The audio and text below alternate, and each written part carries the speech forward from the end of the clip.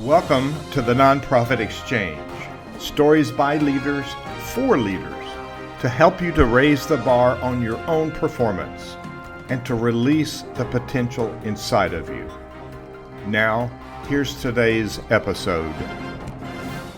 Greetings, everyone. It's Hugh Ballou back for another episode of the Nonprofit Exchange, and I'm excited about today's session.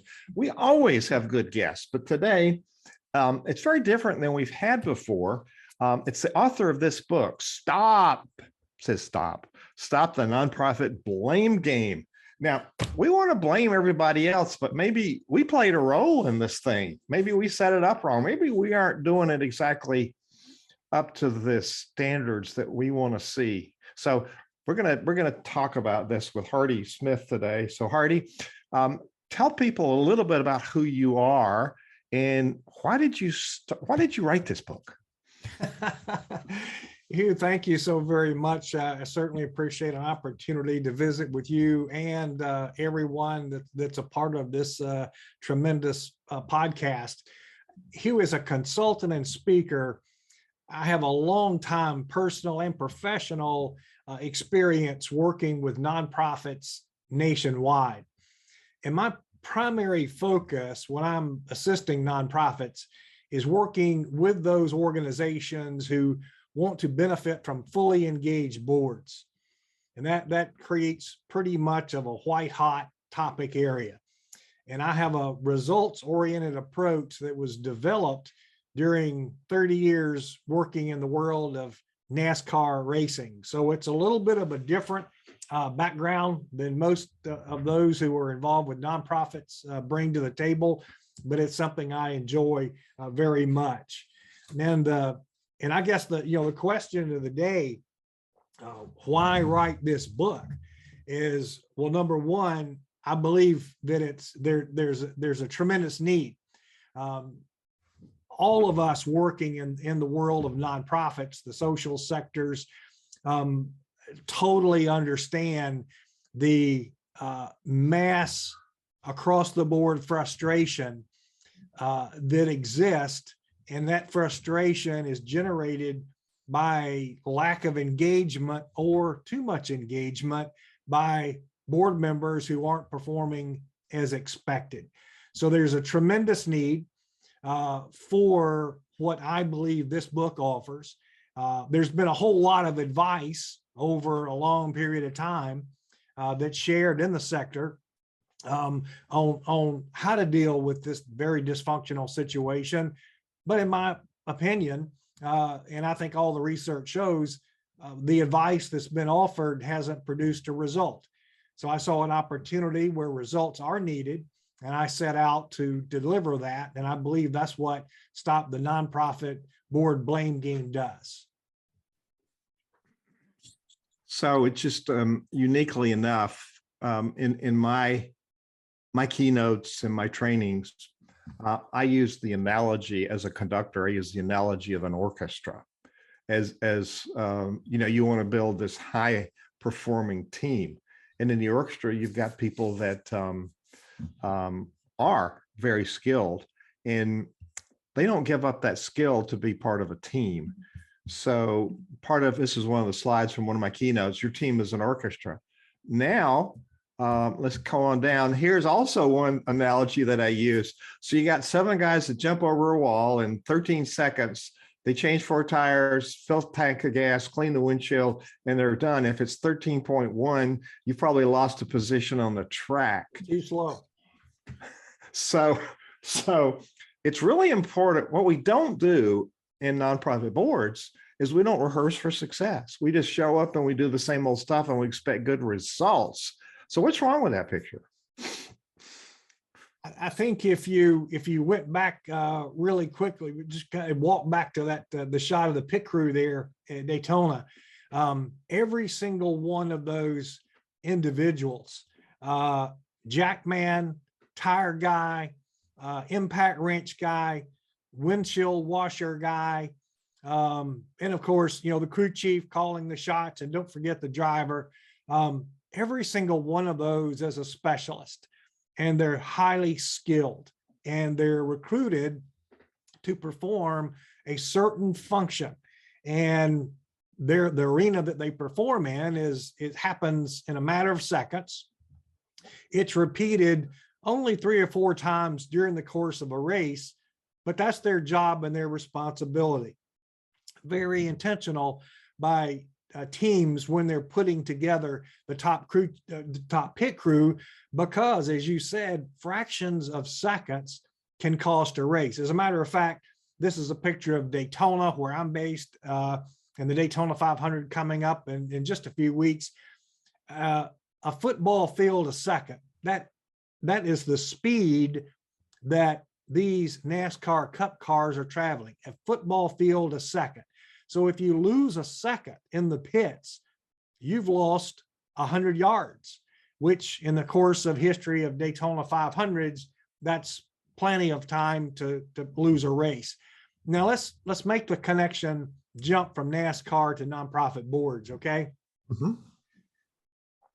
The NASCAR teams are very intentional about who they recruit. The challenge here that I see with way too many nonprofit organizations is, Hugh, they're not intentional about board recruiting. So I'm an advocate of recruiting board members, getting the right people, and you do that by recruiting with purpose and process.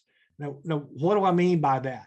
What I mean is that nonprofits typically wait until the very last minute without any forethought for filling board vacancies. So they know, when the end of the year is, they know when board terms are up. They know when a vacancy is going to occur, and they just kind of wing it. They look for what I call slot fillers. Okay, who can we grab? Who knows somebody that we can just stick on our board? Now, my challenge is to every nonprofit leader that's with us this afternoon. How important is your mission? So you might be a little bit offended, and if you are, that's okay, because if you're offended by me asking how important is your mission, you should take it to heart when I'm saying, if your mission is that important, you need the right board to make sure that mission is happening, and you have to be intentional about it. And the way you do that is you simply first identify the what. What is it that you need? And every organization is unique. It's not a cookie cutter approach as far as this individual will fit on this board and then they'll just automatically fit on any other board. I don't believe that's the case. Certainly there are some individuals that'll be great wherever they are, but every single board, every single nonprofit, in my opinion, is unique. And you need the skills that will help your organization in its unique purpose. And then when you identify the what, the who. So who is it that has what you need? And work in advance. Don't wait until the last minute. Consider what sports teams do. They're constantly recruiting. They're constantly on the lookout. I'm seeing, football teams, basketball teams at the college level. They know who the top youth sports prospects are in junior high or middle school. And they're tracking those for years prior to them actually offering a scholarship. So that kind of intentionality, recruiting board members with purpose and process, is what I advocate for nonprofit boards. And, their personalities to consider. There are all kinds of things to consider. Will someone be the best person, a good fit, best fit for your board? And what the book addresses is 2 things. Number one, those organizations that don't take this approach, and then those organizations that do, you may have a perfectly performing high performance board, but you have to make sure you always do. You can't let for our members of the clergy that are with us this afternoon, you can't let those boards backslide. You got it. So if you're driving in a cup race as a NASCAR driver, you've probably driven in other series before that. So you've had some experience. Now we want to just go cold turkey and say, George, how about being on my board? You know, and then we lie to them, say, oh, it's not a lot of work. And they know you're lying. So why do we have this I don't know, it's guilt about asking people? Why are we ashamed to ask people to serve humanity? Well, I'm going to say I know the answer, and it's not guilt, it's not shame. It's because you're afraid the person is going to say no. Yeah. And if they say no, you're not sure who else you're going to ask. Because again, going back to my previous comments, you haven't put any intentionality into your recruitment process. And also what happens is we talk about board engagement or a lack of engagement. It's what I call bait and switch. So you know what you're going to ask a board member to do once they say, I do at the altar. But you know, once you get to that point, it's a little bit late to start having a conversation that's going to work out well about what your expectations for the relationship are going to be. So not having conversations in the recruiting process, in the orientation, onboarding conversation about what's expected. And, you know, sometimes the best answer when you're recruiting an individual, Hugh, might be no. The best answer might be no. That's the best answer for the nonprofit and the individual. I find as a trained meeting facilitator that I create diverse perspectives and ages and skill sets. There's many ways you can slice diversity, but I find that if everybody is a subject matter expert, that's dangerous.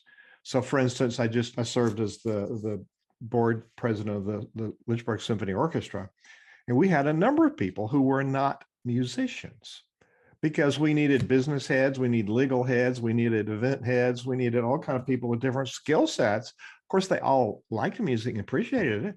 But so as we approach two things, as we approach the ideal board member, we need to start before we want them to, you know, go live on the board. And are there other groups they could join prior to being asked to be on the board so they could sort of get up to speed of what we're doing? That is a fantastic question, Hugh. There is research that primarily from the Board Source organization, and I'm a blogger for Board Source. That research shows there's an amazing knowledge gap of board members not knowing their roles and responsibilities. And that shows up as a constant deficit as far as board members go. Now that the criticism of lack of knowledge and on roles and responsibilities, that's coming from nonprofit staff. Board members aren't criticizing themselves. So if nonprofit staff has an issue with board members not knowing what they need to know, you can't know what you're supposed to know if you don't know it. So whose job is it to provide that education? So again, in the recruiting process, in the onboarding process, continuously through the board service experience, explaining, clarifying, get acceptance of that responsibility is a huge deal. But you've got to explain what's expected. What is it they need to know? So do you need to provide the experience for a board member? And just because they've been on another board doesn't mean they were doing it right there either. You know, there's a whole lot about in sports about, are you practicing to get better or are you just practicing to get bad? So, you know, how are you practicing?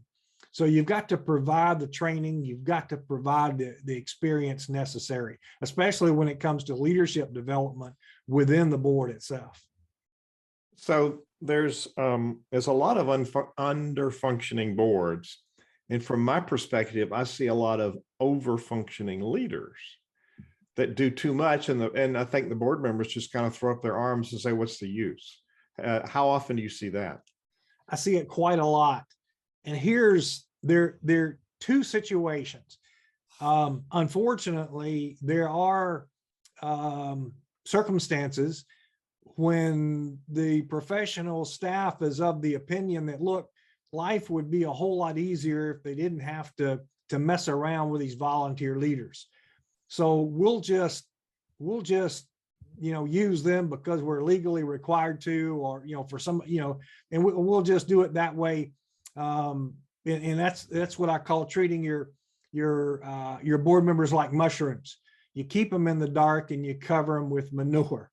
And that's just not right. Now, the second thing is quite often a nonprofit professional can figure out, well, it'd be just a whole lot easier if I just do it myself. Well, that's like writing a strategic plan for yourself or getting sponsors for yourself, whatever it is. I'm just going to do it myself because I just don't have time to fool with the board. And besides, they're probably busy anyway. Huge, huge mistake here. Once you start excluding your board members, you're reducing the opportunities for them to feel ownership for the cause, for the nonprofit. And then once they start seeing that, oh, well, okay, well, the executive director is going to do all this. What do they need me for? You have just flipped the switch on disengagement. So that's, oh gosh, that's just so wrong in so many ways. Wow. And those are classic problems. And we tend as leaders to point the fingers and blame. Back to your book title, which is a great title. We tend to blame other people when we actually set up the problem. Is that true?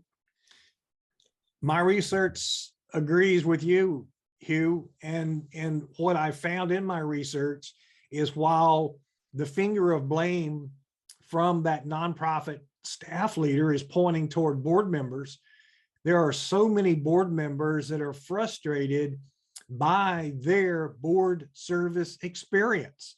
So good intentioned, well-meaning, very highly qualified, very motivated board members quite often are totally turned off, become disengaged because of a number of repeated mistakes that organizations make in the relationship with their board members. My. So I want to hone in a couple areas. So a common problem, especially for early stage nonprofits, is where do I find people? Well, that's kind of the the big question. Another one of those big, there are a lot of big questions. That's another one. Where do I find the right people? Again, let's go back. Identify the what. What is it that you need? And a new startup organization, probably what you need is a board that not only provides governance, maybe some fundraising as well, but also manpower. They just need board members to get out and rake leaves or pick up trash or wash stray dogs or whatever it is that the nonprofit is an advocate for. And then you've got the more sophisticated, more mature organization when they need their board members to be maybe more strategic minded, perhaps some high level fundraising activities. And then there's the in-betweens. So again, it depends on kind of where your organization is in the life cycle of your nonprofit. It's always evolving. You have to commit to working to find and putting the time in necessary, doing the work to finding the people that you need. If you wait until the last minute, like so many organizations do, you're going to get what you've always got in the past, and I call them slot fillers. You've got individuals that are just taking up a seat around a board table. They don't really fully understand your mission. They're involved in way too many other organizations with too many other commitments. they're not committed to your organization. You're not the number one priority on their multi-list of other organizations they're involved with. So you're just not expending the effort to get the best possible board member. So shop around, look for organizations who, if you're a local organization, look in the community, who are the individuals who are not actively serving on other boards, who are the young up and comers. You know, there's bound to be people, well qualified people, very passionate people who would be willing to serve on your board if you would just simply ask them. And, you know, work with your existing board members. And, you know, who do they know that they're friends with? Who are their colleagues that they would suggest? Ask, and here's another one, ask for your staff also, because your staff is out there in the community and they know they have a whole lot of community connections. Probably most staff members never are included in board recruitment conversations. Those are a couple of ideas. Great. Those are great ideas. I've seen this model work in a number of groups where I'm not a fan of advisory boards, but I'm a fan of advisory councils, because you put the title board there, they think they need to vote. But a council is sort of a farm team. So if you had, it doesn't matter how many, if you had people that were passionate about the work, could even participate with the board of directors on the strategic planning workshop, and or could serve on committees and those work teams. So they're invested already. So that's a person you could easily tap, because you're sort of seeing how people perform and how they step up their commitments. Absolutely. And that applies to volunteers too. So if you're an organization that uses a lot of volunteers, who are those individuals that are consistently non-board members who are consistently showing up, and they're very interested in your cause. They're very passionate about it. They're very dependable. And, you know, give them a look-see. So I'm going to hone in on some chapters here. There's another piece that I find is a blind spot and a deficit for nonprofit leaders, especially founders. They get their friends to start on the board with them, and they never ask them to donate. And I said, that's a big mistake. Oh, I can't ask them to do that. Well, yes, you can. Well, I think it's, you know, having the money question is something that the book addresses. Yeah. That's a, you know, money is a very serious issue. It's a personal issue for everyone. And so what I am a strong advocate for is have the money question up front. If I'm recruiting you, Hugh, to be on the board, if I'm not letting you know that we're expecting every board member to write a check of X amount, or let's continue, expand the conversation to actually raising money. And I'm talking about direct solicitation, not support type activities of giving you a writing a letter or something like that. But, you know, the money question is so critical. And if the board is, or the organization is expecting you, Hugh, as a new member to write a check, then I am totally off base if I don't let you know that in the very first conversation we have. Because if I don't, and you find out later, like you come to the first meeting and the board chair says, Hugh, welcome to the board. And by the way, when will you be writing that big check that every board member writes? The board has probably just lost you. Again, that's what I call bait and switch. We're afraid to have the money conversation up front because we're afraid we'll lose you. And, you know, most people, as a matter of fact, most people don't like asking other people for money. So even though I'm willing to ask you to be on the board, I'm not willing to ask you to write a check either. You know, you might as well ask them to write the check, because if they don't, they're going to waste it somewhere. You know, I've got to the point in our life, my wife and I donate to a number of organizations, and it really feels good to be able to do that. Sure. And so you're depriving somebody of that commitment to support the organization financially. And you say, oh, they're donating their time. We know that they can go raise money. Well, if they're not willing to give money, how are they going to ask other people to give money? Come on. So we don't think that one through. We got this there's all kind of negative things we tell ourselves about money anyway. So just make it up front, and it's a matter of fact. That's really good advice. So back in the book, there's some chapters I highlighted here, 13, 14, 15. So there's the communications, which in 33 years of working with nonprofits, it's never failed to come up as a problem, communication. But it's sort of like everybody talks about it, nobody does anything about it. The changing the board performance culture, because we've learned things wrong and we've inherited bad systems. And then the other one is creating, you spoke about board leadership. So take any of those, if you will, and let's talk about why those are important. Let's jump on communication. And the key here is communicating effectively, and underline effectively. So if I were showing you my PowerPoint presentation as part of a speaking engagement, the word effectively would be underlined and in red. In the survey, in the research that I've done, board members have shared with me that miscommunications, failure to communicate, breakdowns in the communication activity, that's the number one reason for disengagement. That's the number one reason for board members not doing what they're supposed to be doing. Now let's hit just a couple of quick pointers here. Communication frequency is certainly important, but it's not totally about frequency. It's what are you communicating? How are you communicating? The timeliness of the communication. Board members typically do not want to be surprised.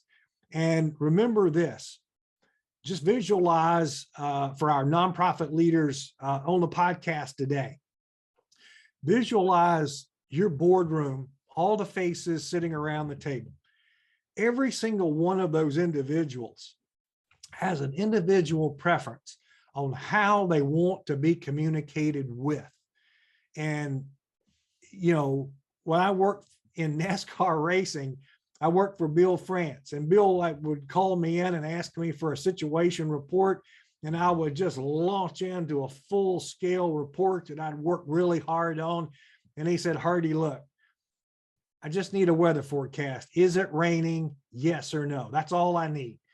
And I just, boom, boom, cover it. And that was his personality, communication personality preference. If he wanted more information, he would ask for it. So what I'm suggesting is nonprofit leaders, and also board leaders as well, because they're communicating with their board members too, right? So you've got to do the work necessary to understand how each one of your board members prefers to be communicated with. Do they want a big, thick board packet? Do they want a short video? Just send them a text message, tweet it out, an email newsletter, what is it? And probably most nonprofit leaders with us this afternoon are saying, great, Hardy, we've got enough to do, and you've just loaded us down with more communication work. Yes. And how bad do you want a successful relationship with your board members? Anyone involved in a long time successful relationship, they'll also tell you communication is the number one key to a successful relationship with another individual. The same thing applies to board members. Communicate effectively. It's not a bad idea to have lunch with everybody over the course of the year. Got to maintain the personal connection. Personal connection, connectivity, if you will, leads to relationships. Relationships leads to trust. Trust leads to collaboration. Collaboration leads to engagement. So the nodding board, I've seen boards where the leader talks at them and they come in and all they do is nodding, and then they go home and do nodding. So nothing happens. So how do we break that cycle and changing the culture and the performance of the board? Hugh, what a terrific question. The issue here, if you have that type of board meeting dynamic, is that they're a turnoff. So if you're not sure about that, just kind of pay attention to attendance. Pay attention to are board members asking questions? Do they have comments to share? Why did you pick them in the first place? If you don't want to hear their opinions, if you don't value them challenging a thought or a program or an idea that the organization is considering, why have them on the board to start out with? And they're going to be having the same question in their mind. And then your boards become a turn off. If you flip the switch, make your meetings a cannot miss meeting, because they're stimulating engagement. They're utilizing individual board members' talents, skills, tapping into their passion. You're going to have a board that's going to produce unlimited results. And then the last question I have is you have a chapter on board leadership. Now, there's a pattern I've seen. Board members show up and say, just tell me what to do. They don't want to accept responsibility or take on initiatives, but that's not the right frame of mind, is it? I would suggest if you have a board, I mean, it's good to ask that question. That's a good natural question. But if that's the extent of the path that they're going to take to being a leader of your board, then I think, oh, maybe you've probably got trouble coming.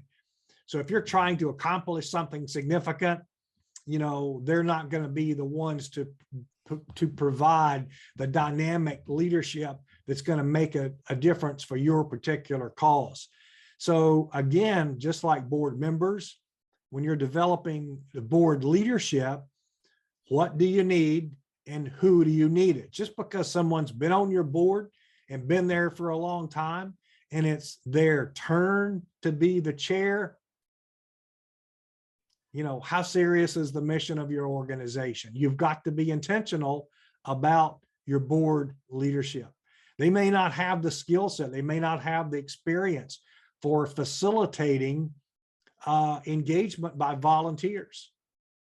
And just because they may be the owner or the leading principal of the largest business in your community, doesn't necessarily mean they understand how to successfully lead a group of volunteers.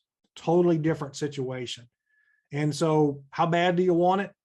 Do you want a successful board leadership for your board? Then you got to make it happen. So I said that was my last question, but I lied. Board succession plan. So one of the models is that you recruit somebody to be a board president-elect or chair-elect, and then they're chair-elect for a year to sort of parallel the chairperson, and then they're the chair, and then they're the past chair. So that's a 3-year cycle, which I see often. But is a year long enough to really get some traction? Or should there be a 6-year cycle? 2 is prep, 2 on, and 2 past. What is your opinion on that? That's a long time. I would suggest that in today's world, 6 years is getting to be a long time when you're asking someone to be in that leadership ascension path. Hugh would like for you to get on this path, and here's where it goes. And it's a 6-year commitment. That's getting to be a long time. So narrowing that down, president-elect, president, past president, that's half of that time. And if you're providing, I would suggest specific job descriptions of what you expect for your president or chair-elect to do to prepare them to take on that top leadership role. And then the same thing for your past president or past chair. And another thing I would suggest is have those three positions coordinating what that team of three would like to achieve in the 3-year period of working together. So it's a relay. You don't have to you can't reinvent the entire world in a 12-month period. You can only do limited number of things. That's a reality that too many leaders fail to understand. And so what can you do in 3 years? And the three individuals holding those three key leadership positions, let's just divide it up. Who takes what and when? Year 1, 2, and 3.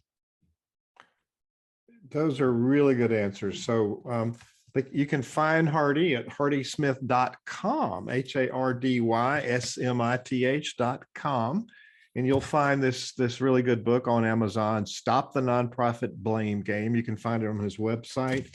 And that should be in every nonprofit leader's library. It's systemic, step-by-step processes on how to do all of this stuff and a lot more.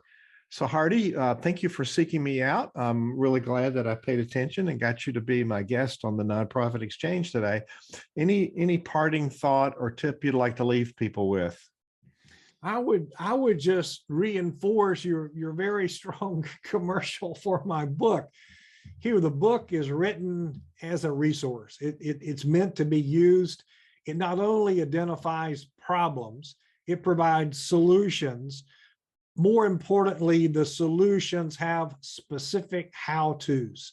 And within, it's a book to be used and put to work. So I would encourage everyone to buy the book. It's on Amazon, as you said, and let it help you make a difference for your nonprofit and your nonprofit board. Absolutely. I recommend that too. So Hardy, thank you so much for being our guest today on the Nonprofit Exchange. Thank you, Hugh. Thank you, everyone. Thank you for watching the Nonprofit Exchange.